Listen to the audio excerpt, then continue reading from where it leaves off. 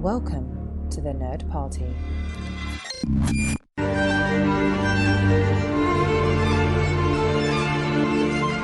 Hello and welcome to the A24 project here on the Nerd Party, the only podcast that took you through the back catalogue of A24, 2 films at a time, before filling the gap between new releases with a deep dive into their TV output, along with interviews with the people behind the movies. I'm Dallas King, and with me as always is Lee Hutchison. How are you? Yeah, I'm really good, thanks. 2021 is finally here, the year of Green Knight. Famous last words. And joining us once again to talk about Season 2 of Ramy is friend of the show and film critic Awais Irfan. And now, welcome back. How are you doing? I'm not too bad. How are you? I'm very well. It's a new year, and we're back talking about Season 2 of Ramy. But first, we've had a bit of a break over Christmas, and I'm glad to say we actually have finally some movement on some A24-hour news, and the new year has gifted us with lots to talk about. First up, we finally have some release dates for some new A24 films. I was worrying about A24 for a while. Even now, just looking at their Twitter account, they basically say that they're the production team behind Euphoria, Ramy, and so all their TV outfit. And then it says at the end, coming soon, Minari, Green Knight, Zola. And they all now have, well, at this moment in time, confirmed release dates. Minari is going to be on limited release at the moment in the US, moving to a wider release in February. It will also open the Glasgow Film Festival on the 21st of February, and then gets a full release on the 19th of March over here in the UK by Altitude. Zola will be released on the 30th of June 2021 in the US, and The Green Knight will finally make its way into cinemas on 30th of July 2021. And I expect it to premiere at South by Southwest, where it was meant to have premiered last year. I think they're going to honour that arrangement, and we'll get to see it there. As for the UK, who knows? We'll get to see. But did this news excite you that we're finally going to get some A24 movies back on the big screen? 14 months after we had David Lowry on our podcast, the film will finally be in cinemas. It's absolutely crazy. I'm so hyped for this movie. I'm slightly tempered by at the same time. There's much like sort of First Cow still, there's no UK distributor that's been mentioned for it. I'm hopeful that there will be one, more so than I would be for something like First Cow, but I just really want to be able to see this film in a cinema in the UK as soon as possible. So fingers crossed in sort of late July, maybe early August, we will be all vaccinated and watching that movie in the cinema. We will watch these swords cross. I think because we waited so long for it as well, it would really suck to now watch it on a laptop or a TV. I think because we've had to wait so long, you now have to kind of see this movie in a cinema, it seems. Yeah, I think so. 30th of July, Edinburgh Film Festival? Do we call it Hopefully. Now? Do you think? If Edinburgh Film Festival indeed has a physical film festival and not just a virtual one. That's a good shot. I have a feeling Edinburgh Film Festival is going to be moved back to August, is my feeling, but hopefully we it'll be out by then. Yeah, I know. To avoid the clash with the Euro 2021 matches taking place in Glasgow, by any chance? Probably just more of a global pandemic still raging on, more likely. That thing. Oh yeah, that small thing that has put a wrinkle in it. Weirdly enough, still no release date for Saint Maud. It's kind of dropped off the US calendar. Might have to wait another year until Halloween time in there, but who knows? Other news, another one of their upcoming releases, Ilana Glazer's False Positive, has apparently been sold by A24 to Hulu, to a different streaming service. Whether it will still retain the A24 logo at the beginning, I don't know. Did you read about this news this week? I did not. No, well, yeah, it's made the move. They've sold it off. I guess A24, like many other studios, has a backlog of releases, and they've decided to diversify with their streaming services. A lot of the stuff was going to Apple. So yeah, they've and HBO, but they're going with Hulu. And John Lee is directing Glazer, who's written the film, who plays Lucy, who after attempts of finally getting pregnant, finds a dream fertility doctor in Dr. Hindle, played by the dashing Pierce Brosnan. After becoming pregnant with a healthy baby girl, Lucy begins to notice something sinister behind Hindle's gleaming charm and sets out to discover the unsettling truth about her own birth story. And then this is quoted verbatim from the article, as if getting pregnant wasn't complicated enough, Justin Theroux plays Lucy's husband, Adrian. That apparently should be 2 sentences, but it's a comma, so basically poor punctuation has made it seem like she's got another threat in the form of Justin Theroux as her husband. So yeah, that's one that's gone there. Other titles which they have brought into their canon, A24 have bought the rights to Douglas Stewart's Glasgow set Booker Prize winning novel Shuggy Bane. And if you just, we're actually recording this a couple of weeks before it drops, and we've just seen the news that on the A24 podcast, debut authors Brian Washington and Ocean Vyung are talking to each other on that, and A24 have snapped up the rights to each of their debut novels, so lots more content coming on the way. And in the world of TV, which we've diversified into, Emma Stone is going to star in The Curse with Nathan Fielder and Benny Safdie. More work from the Safdie brothers, who are producing this one as well. Is this enough to tantalise your taste buds? Yeah, I'm excited to see Emma Stone. I'm excited to see Emma Stone in an A24 project. But I'm really keen on. I need to finally start watching Nathan For You. I listened to him on sort of the A24 podcast, and I've had friends that are just constantly raving about Nathan For You. So I think I need to finally dive into that, because it seems like he's going to be making quite the presence in sort of A24 projects. But I must add, we also broke A24 TV news on our podcast that we just dropped before New Year with Steve Way, where we did know that he was going to be making a TV show with Apple and A24, but he told us what it was going to be about, which is about being a disabled person in America. So I'm really excited for that as well. So it's not just like the official podcast that breaks news, we do it too. Look at you name dropping there, eh? So, Awais, are you excited about Emma Stone, star of La La Land, coming into the A24 fold? I am. I'm interested to see her work with the Safdie brothers, which I think is a good combination. Although I wonder, because she dropped out of Damien Chazelle's Babylon like a couple days before this news was released, and I wonder if that was why. And part of me is bitter, because I did want to see her in a Damien Chazelle film again, but then again, you're getting her in an A24 project working with the Safdie brothers, so it seems like a good compromise. I think it will be. Yeah. I mean, she's worked with Chazelle. I mean, it would have been quite a combination, her and Brad Pitt as the co-leads, but I think who's taking her place? It wasn't Margot Robbie again, because that. I think it was Margot Robbie. Yeah, I think she was in talks. So that's about a film set in Hollywood. It's just Once Upon a Time in Hollywood, but in the 30s instead of the 60s this time. So yeah, we'll have to see. But it's TV, it's A24, and as we've proved on the A24 project of the last couple of months, when it comes to A24 and TV, they seem to know what they're doing, because they've got quite a high quality output. You know, Comrade Detective aside, you know, it had its pluses and minuses, but Euphoria, a hit. Ramy Season 1, we were all huge fans of. And now he's back for Season 2, back in New Jersey after his trip to Egypt. Ramy meets a sheikh from the local Sufi center who becomes his spiritual mentor. They enter into an Islamic oath, the Bay'ah, setting Ramy off on a new journey with an entirely new set of obstacles. So, you know, Awais and myself almost were teasingly in the review episode of Season 1 in the fact that we'd watched Season 2 and knew where it was going.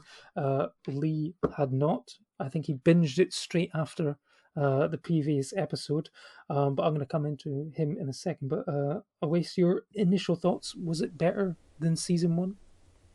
Yes, I think so. I absolutely loved Season 2, and I loved Season 1, but I think Season 2, it takes everything that's been established and it just builds on it, and it takes it in such interesting, unexpected directions, because I rewatched the season for this podcast, and I found myself just being surprised all over again, having just seen Season 1.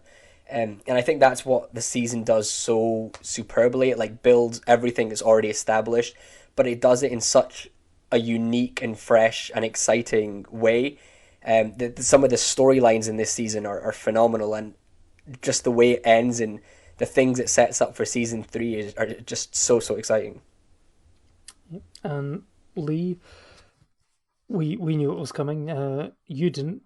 Did it meet your expectations? Oh, most definitely. I think when I first started watching the first few episodes, I was kind of surprised at how it seemed to kind of, on the surface level, avoid what the season ended like. We sort of seemed to kind of cut to a period of time later, like, oh, what kind of happened that night? I was a little kind of thrown off, and it took me kind of a few episodes to sort of settle into season two, because I think the first half of the season is very Ramy focused, and as much as I love Ramy, I think some of my favorite episodes of season one were sort of when you get to meet the other kind of family, the dynamics within that, the family, the mum, the dad, the sister. I felt that was a bit missing. It was a little sort of lopsided, sort of season two at first, and then I just thought the second half of the season was sensational. We sort of dived back into the family, and where that season kind of went and climaxed, I thought was absolutely heartbreaking and quite painful to watch, and I loved that it provoked that feeling in me. Yeah, because for all intents and purposes, the season two does seem to follow the same format in season one, in that the first half you do spend a lot of time with Ramy and sort of setting up his storyline, but in the second half you do get these sort of individual episodes with the members of the family. You've got one about Dina, one about the mom, one about the dad, and then even Uncle Nassim even gets his own, standalone episode almost towards the end, before it sort of then all sort of dovetails back into and sort of not wraps it all up in a bow, because it's certainly not a present the end of the season, but it does dovetail nicely into that. But I think the first half of the season is really sort of set up with sort of Ramy finding his new mentor figure in it, and obviously one of the big talking points of season two is the introduction of the Sheikh figure played by Oscar winner Mahershala Ali, and he really sort of does make quite a striking impression, even though as an actor himself he's sort of rather sort of calm, cool, and sort of very reserved, but he does make quite an impression. What did you guys make of the addition of this Oscar winner to the cast? Okay, yeah, I liked it. I was unsure at first because I didn't know.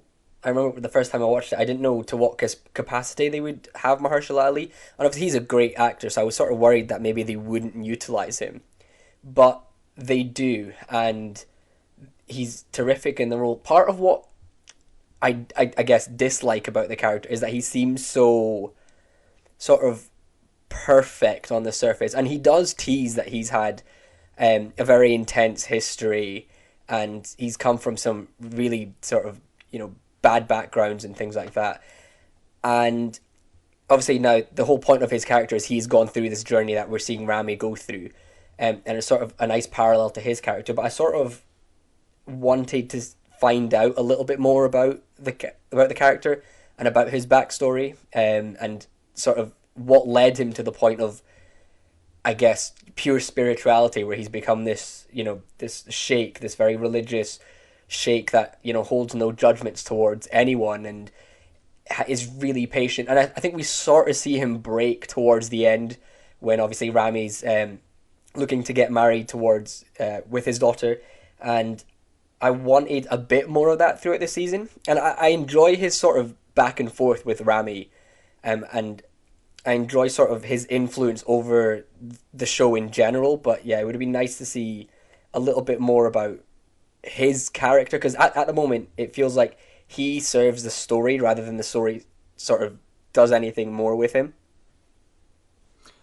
Yeah, I think what sort of is just popped into my head just now, sort of talking about how you do see that little bit of a wobble of him towards the end in the final episode, but it's the fact that he's basically, Ramy's doing all these confessions to him about his, addiction to sex and pornography and stuff like that, and his sexual history and stuff like that, and he's sort of listening it all in and is like, okay, well, we can work on it, we can make you a better person. And then it's like his daughter says, I think I'd like to marry Ramy, and he's like, inwardly he's probably just thinking, oh, and it's almost reminding me of like Crazy Stupid Love, where it's like Steve Carell's hanging out with Ryan Gosling for the whole thing, and then that wonderful twist at the end where it turns out that Emma Stone is his daughter, and he just loses it and starts punching him and stuff like that. It kind of reminded me of that. Of course, Marshall Ali maybe doesn't have that level of reaction, but it certainly potentially could have gone that way by hints in it and stuff like that. But Lee, what did I you kind make of of wanted him to you go in wanted that it to, you direction. wanted him to Towards talk the away end, with yeah. it, I almost wanted him to sort of go there. because I mean, Ramy, fair to say, at times probably would have deserved it as well. Quite frankly, Lee, what did you make of the addition of this? I thought he was great. I thought he was going to be a bit more prominent than he was, but I almost sort of disagree a little bit with Awais. That what I liked about him was he felt like sort of a Jaws-like kind of figure that we all kind of watch this kind of season and we expect that Ramy is he's gonna cock up at some point. He's gonna do some serious damage to either himself or his future bride to be, and like there were gonna be consequences to that. And I think Mahershala Ali has got such a very intimidating size, frame, kind of personality, and there's just that moment you're just watching him where he seems so kind of clear and pure that you're just like, what is that conflict going to be like when Ramy, we kind of see him that he seems to sort of embrace this kind of idea of being, you know, a proper Muslim. He's, you know, praying before dinner, like the diet, you know, he's dives into studying, like he's really enthusiastic in a way that is very hard for anyone to maintain. I think we've all probably been there in our lives where there's whether it's a relationship or a hobby or an interest that we just go all in on to maybe please someone, to try and, you know, portray something. And I think like ultimately, unless you properly feel it, you're going to try and fail. And I just found that interesting, thinking like there's going to be something awkward going to happen with these two. And it's one of those moments, it's like, I'm like a huge Simpson fan, and I always think of it like it's the ninja in the episode where like they all descend on like the Simpsons household because like Marge has got involved in these like pretzel wars, and there's just this quiet ninja in the corner, and they're like, oh, something's going to happen, and as soon as I turn my back, that's when it's going to kick in. And it's just that moment when it all goes wrong in the finale. I just found that really scary and intimidating, because you sort of don't know where his background maybe came from. You almost can't sympathize with it. You just know that he is going to tear you apart. And I just felt really bad and scared for Ramy. Like he did something terrible, but like you can see that fear in him. Like you would get perhaps if you're like a young kid about your dad or something like that oh my god, he's going to get spanked or something like that. You know, it felt very, very intimidating figure. And I thought how quiet he was and mysterious he was just led me to kind of down that path, I think. What about for yourself, Dallas?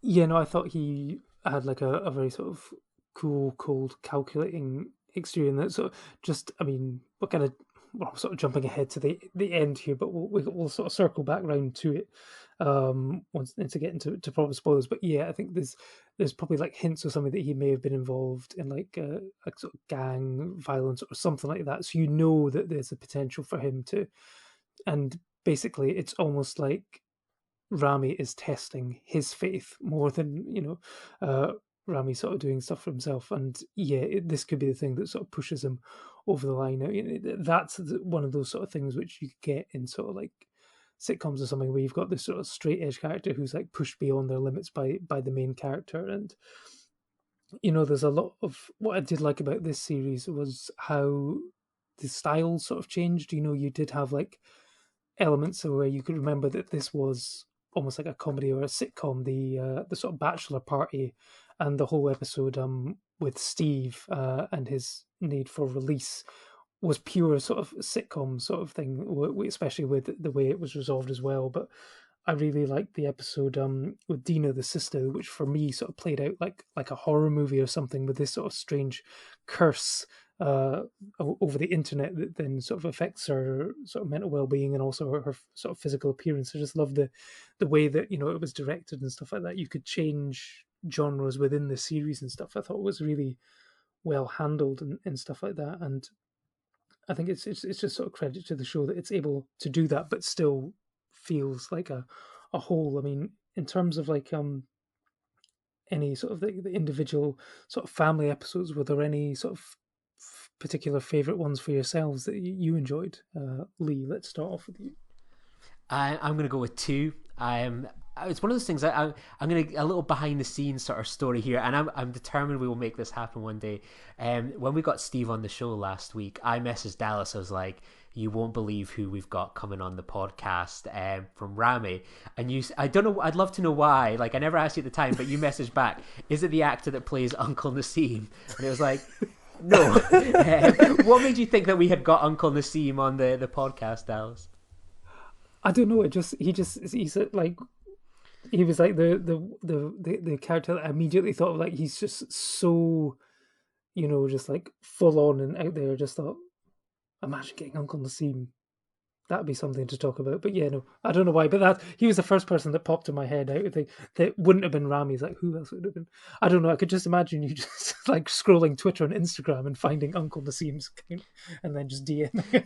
So. Well, got to do something in Tier 4 lockdown. But no, I loved the Uncle Nassim episode. I'm sure if you're listening to a season 2 podcast of Ramy, I would assume you've started the show and watched it. But slight spoilers here. Like, Uncle Nassim, the boorish, chauvinistic pig, is gay. And I found that really interesting to watch, where we sort of see you can imagine an older sort of Ramy, from a slightly different generation, potentially going down, kind of like his uncle's route here. And I just found it so sad and tragic to watch, just kind of him and his kind of nephew are on sort of similar lines with their kind of lives and attitudes, and I just found it really sad to watch that episode. Uncle Nassim, unlike a lot of the other characters by that point, really didn't have any sort of breakout episode. He was very sort of one note, comic relief, and I just felt so like a lot of characters in the second season. It was just quite tragic to watch how he's probably been repressed by sort of his cultures, and how he feels he probably has to kind of conform. I found that really quite sad to watch. And on the sort of the other side of it, she was one of my favorite kind of characters in season 1 was Ramy's mum, Maisa, and the episode where she achieves her citizenship. Like, she is so worried that she is going to lose that opportunity, and she's like running around New Jersey trying to atone for everything. And I watched this. Was it just? I lose all track of time and date now. I can't remember if I watched this just before the election or just after. But watching her like at the end of achieving her citizenship and just like look at the Donald Trump portrait and be like, I'm not like you, Trump. I will F you. I will F your pussy and grab it before you grab mine or Dina's. I will vote you away, you piece of F and S. I'm here to stay, bitch, me too. And I just love that. She's like one of my favorite characters, and just like anytime I see her on the screen, I'm like, what's she going to do now? What's she going to say? And I just thought that was, again, another sort of really lovely episode where you kind of think of what life must be like for minorities in sort of Trump's America, where, the idea that you could maybe have a really bad day in an Uber and that could be you getting deported or maybe sent away, to a country where you might not even recognize anymore. I found that quite tragic, and I was hoping so desperately that she was going to have her happy ending, and it was such a relief when she did. I love the mum so much, and the dad episode as well was really nice. Again, we've added a lot more to sort of this family over the second season, and I love Ramy for Ramy and his family. It's not just about the main protagonist. Yep, and hey, she clearly must have voted because she got her wish. Awais, what about you? Were there any of the family episodes which were particular favourites for you? I mean, Frank, which was about Farouk. I loved that purely because we didn't get an episode about the dad last season. We obviously had one about Dina, and we had one about Mesa, the mum, but he was absent, and I wasn't sure why, but sort of understood this season, just because obviously his character. It was just nice to get a perspective into his character and his life, because as sort of Lee was saying, it was so tragic. The Uncle Nassim episode was also just so heartbreaking to watch, mainly because I know what this culture can be like, and it is very hard. And I also know people who are gay, and it's very hard for them to admit that, and just sort of seeing that it was like so accurate in such a sort of beautiful and heartbreaking way. And it's very sad, because that is sadly the reality of the culture, and I sort of enjoyed that contrast to like Ramy's episodes, where he's a bit more open and free with himself, and with just how he is, how he views the world, compared to sort of Uncle Nassim, who's obviously been trapped by this culture and this society. And also, you touched upon it earlier, that sort of horror episode with Dina, where she's sort of trying to escape the eye. And one reason I like that so much was, it's this sort of belief of the eye is such a thing in Islam. It's sort of like a curse. And I went to Pakistan in December 2018. So I was having a bit of a rough time prior to going to Pakistan. Like, just nothing was working out, and it was just, everything felt really hard and all the time. And then I went to Pakistan, and one of my uncles, who supposedly has a sort of gift for these things, he basically told my parents that someone had put the eye on me.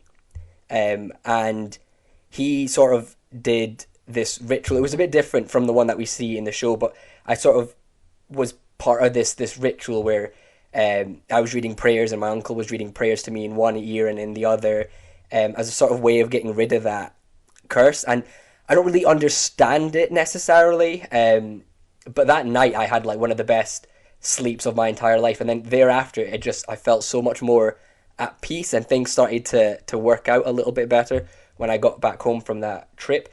And it was just very fascinating seeing a show depict that, because I mean, to be fair, I'd never even thought of it as something that could be depicted in media. Something I never thought I would ever see it in like a mainstream show or a film, and then to see it done so well, sort of captured with that horror tinge and sort of the fear that Dina had and the sort of relief that she felt afterwards. That whole process, it was so beautiful and so accurate to something I had experienced in my life, something that I didn't understand, still don't necessarily understand. So I really loved that episode just for the sort of experience I had shared with it. But just all of the sort of second half of that season was just terrific, and the finale as well, which I'm sure we'll probably touch upon later, was just so good.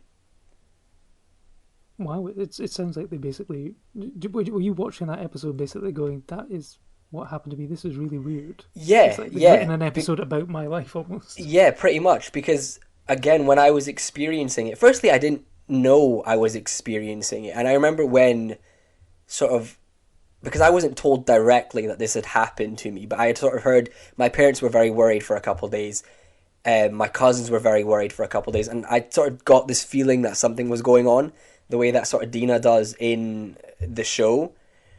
And again, that whole experience, I never thought anything could capture quite what it was like. So to then watch that episode and sort of see it as I'd sort of felt it, it was very surreal, I guess is the word. And have you changed your social media habits since then? Less humble bragging, or?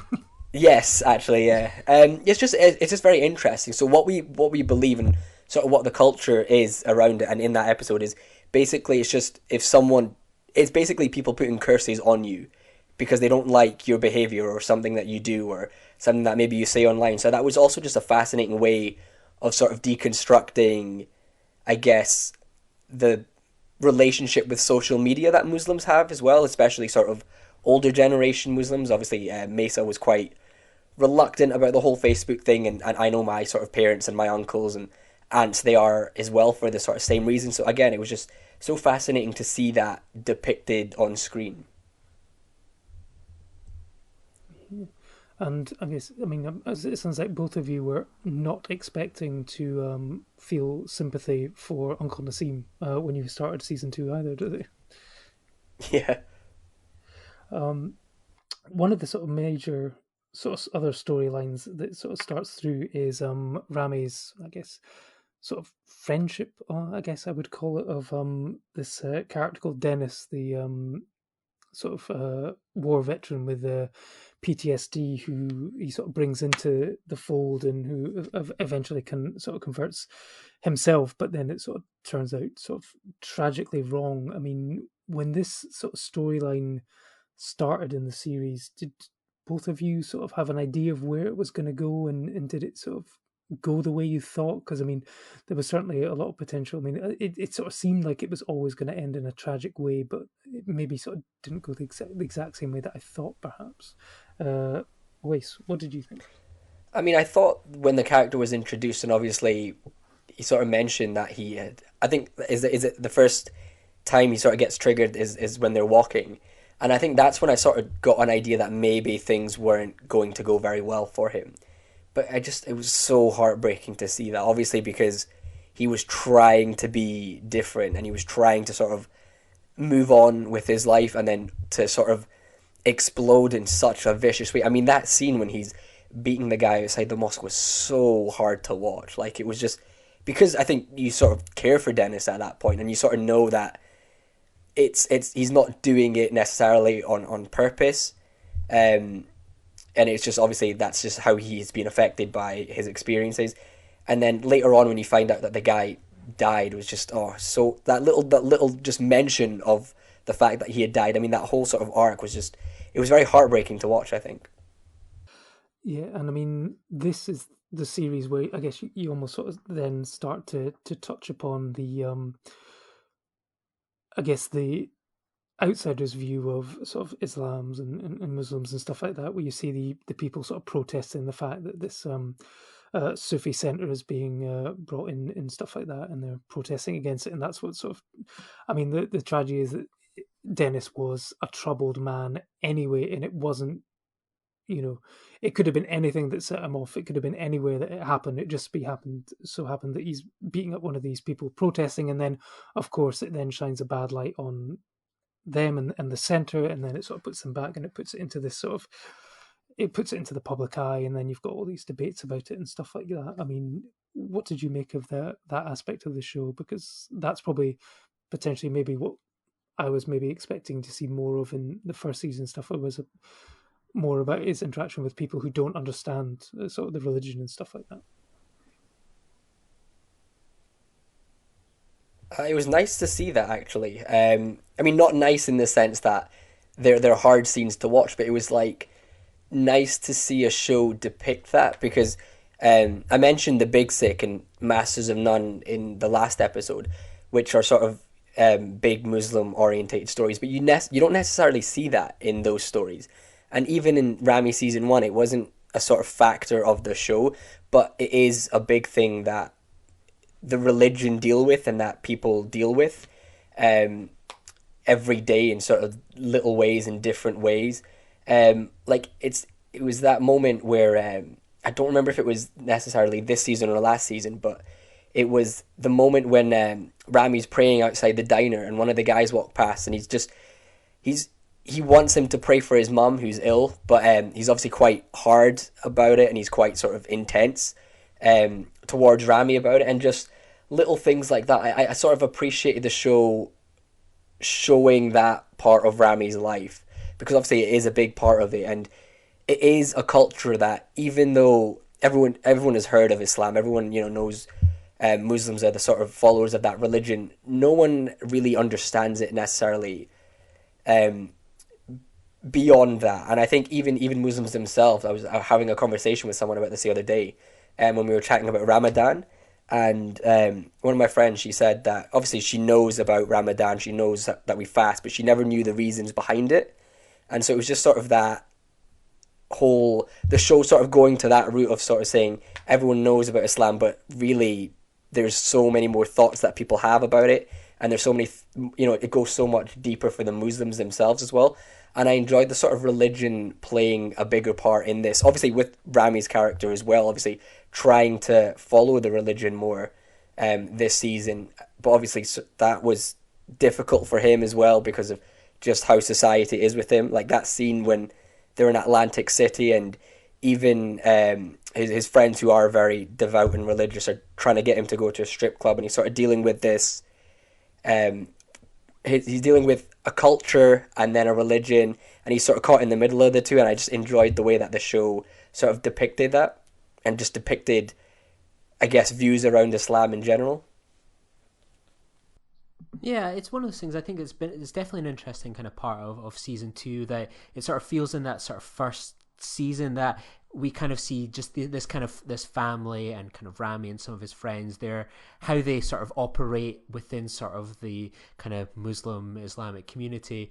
But then sort of the second season, we sort of see it as kind of how does it all work as sort of an institution, some of the kind of the culture of it as well, sort of when it comes to things like kind of marriage as well. It was an aspect that I didn't know kind of much about, and I found that quite illuminating to see how quickly Ramy kind of got married, and those were really interesting elements to see sort of how a community like that works in sort of America, and get that kind of that insight in how someone like a Ramy and his family would fit into it within that community. I thought that was really interesting.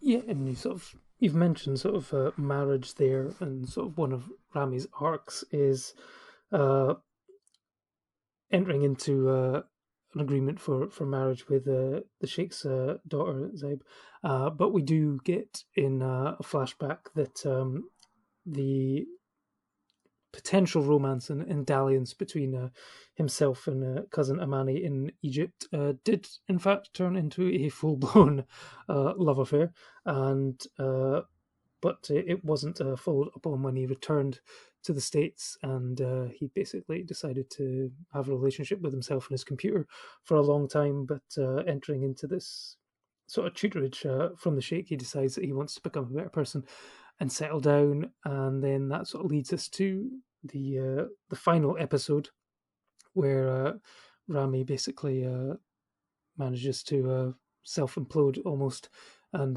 destroy his entire world. And I guess this is the point where we put up a spoiler warning as we discuss the final episode. So if you haven't seen Ramy Season 2 yet, pause here, go away, watch it all. It won't take long. They're only half-an-hour episodes, and you'll probably want to binge it in a couple of days, like us, and then come back, and then we can talk about it here.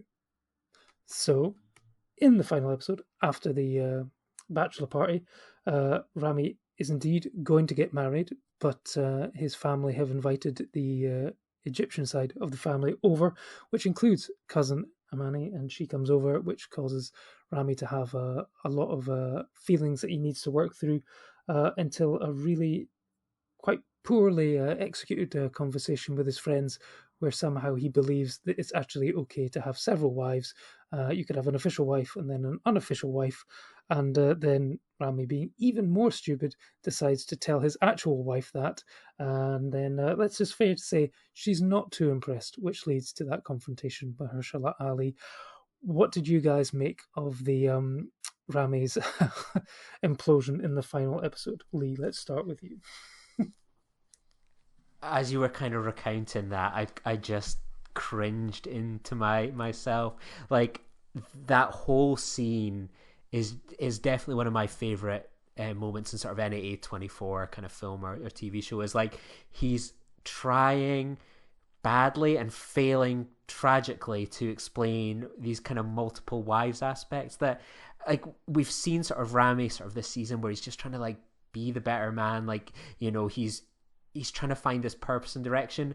Like, it's weird, like you watch him almost like, I get that, I feel like he has the best intentions, but it's almost like he's putting on a front that he's going to be this righteous, you know, devout kind of, you know, stick to his faith, but you almost kind of feel like he's just constantly sabotaging it, because like he knows that's not who he is in a way, and just when that moment kind of happened, it was just so tough to watch. And then as he kind of wakes up the next day and there's kind of Sheikh there waiting for him, it was horrible to watch. And I found it quite interesting when if you'd asked me before I made my notes today, like, how old is Ramy, I would feel like Ramy Youssef as an actor is in his early 30s. He's younger than me. He's 29. You know, so maybe when he was like 28, 27 when he shot and then released second season. And I really watch this and I think of a lot of people that I kind of know in a way, where I'm at this age now where I have a group of friends that have got married and had kids. But I'm also equally at the stage where I've had friends that are about the same age as me that have got married and divorced and separated.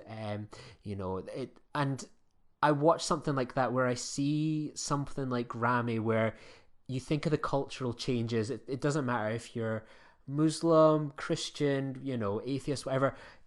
Culture has changed significantly. Where I think of my parents' generation, and I can't speak for any of you guys, but I wouldn't be too surprised it was too different. Where in their late 20s, they were getting settled down, they were getting married.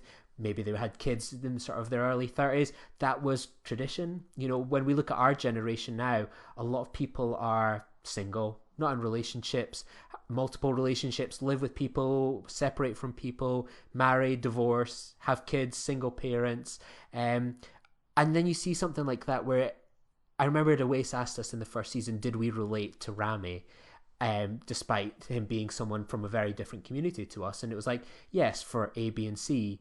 And now in the second season, I see aspects of that, of him and in myself and people around me, and that people are, I'm 33 now, but I still see in a lot of people in and around that age that they're trying to do the right thing, that people are not settling down. They're trying to work out who they are. That's more of their bigger priority than commitment to other things, whether that's faith or marriage. And I think Ramy Season 2 shows how hard and tough arrested development can be for people. And I think that is something that I would associate with A24 films, a real focus on young people trying to figure out who they are in the world. And I can see why Ramy is so popular with millennials like myself, and it fits in with so many other shows that we've watched sort of on the A24 project, films like Frances Ha, for example. It's just, there's so many Ramys out there, and it doesn't matter what background they were in when they got married or made big steps, they're going to have a bit of a tough time making them last, I think, sadly, because I think we've ultimately become, for better or worse, more self-centered and focused in on ourselves. Is a long answer, I think. Okay. A long answer, but a valid answer, and well backed up with an argument, so there we go. Awais, what about yourself? What did you make of Ramy's confession? And I was like dying as he said it. When he's in bed with Zainab and he's like, I just want to explore the idea of like multiple wives. I was just like, please stop, please stop. Because obviously it wasn't going to end well, and it didn't.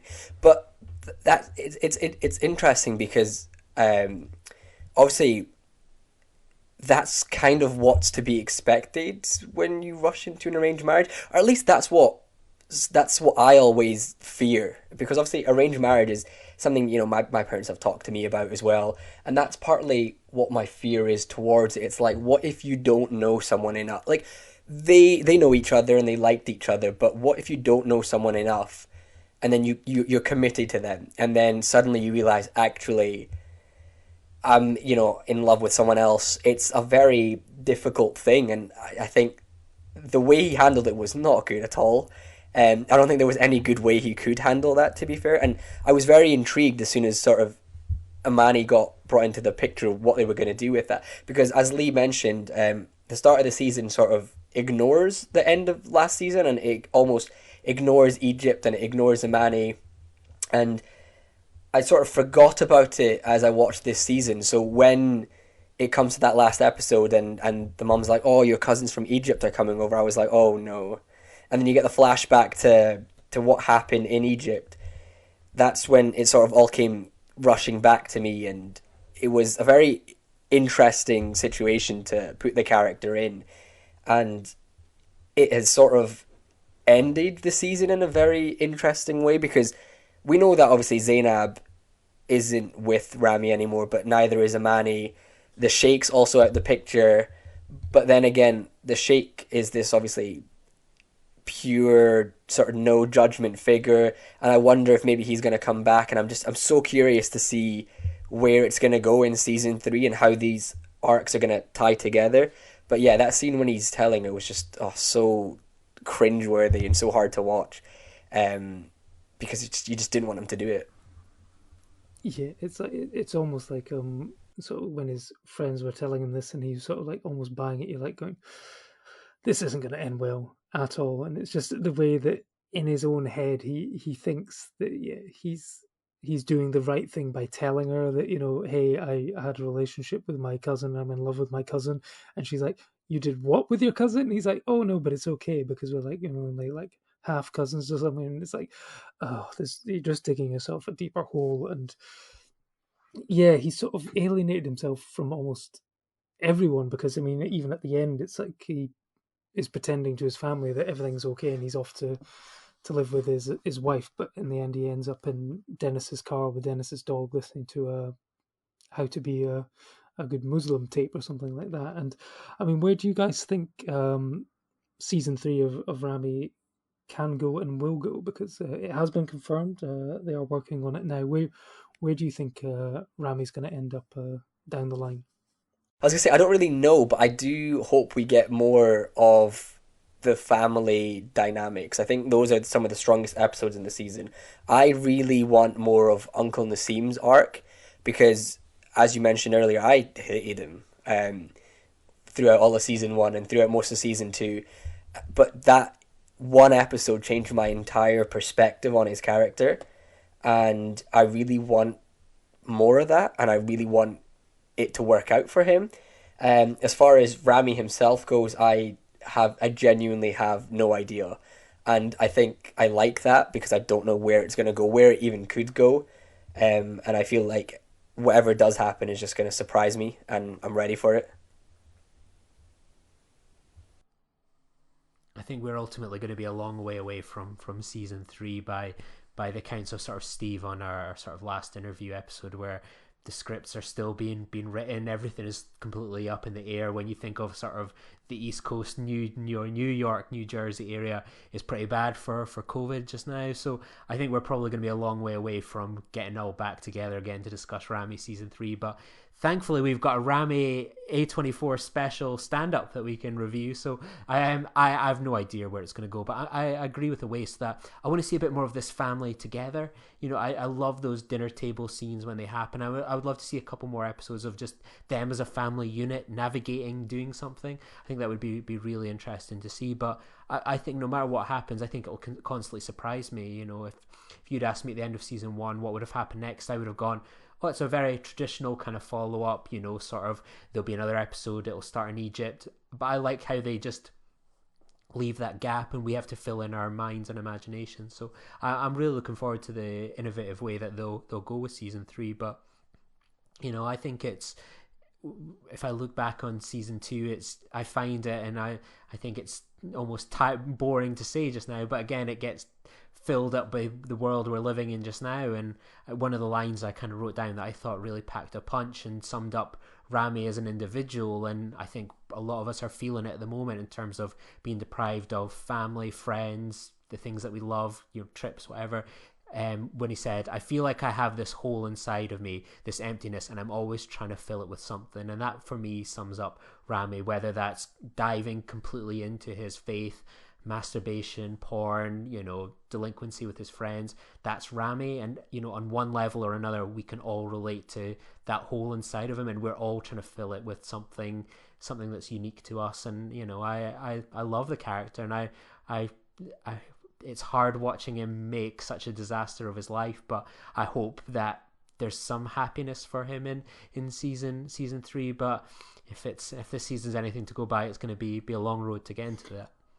I mean, one of the joys of Ramy has been, I guess, how relatable he has been, in sort of how it's sort of shone a light on this culture and this side of things. I mean, he clearly is drawing on aspects of his own life and own experiences. I mean, is it too much to say it's unavoidable that they could do season 3 without mentioning COVID? I mean, are we going to be looking at a season where the entire family is locked down in a house and it's all about how they get on each other's nerves, or how they come together and, like, the Sufi Centre tries to support people during the outbreak and stuff like that? Do you think is it going to be able to avoid that, or given how sort of prevalent it has been in the sort of New York, New Jersey area?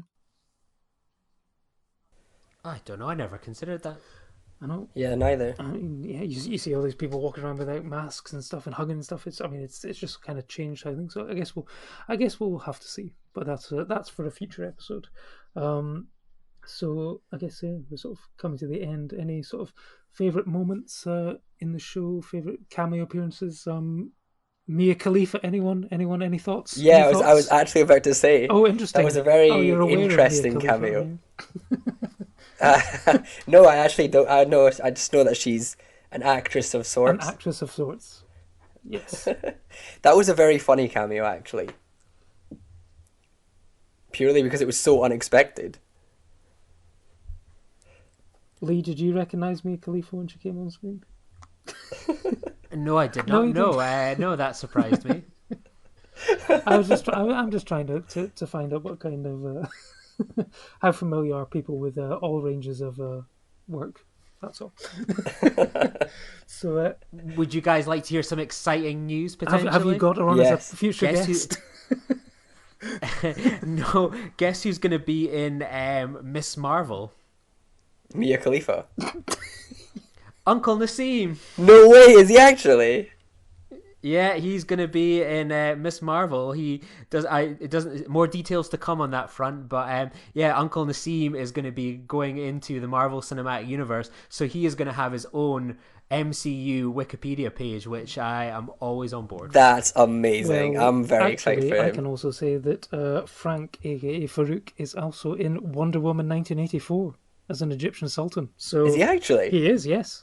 I was like, are you That's how you very reckon- exciting. It's Ramy's dad. Yeah, I saw that at cinema. Just name dropping that one in there.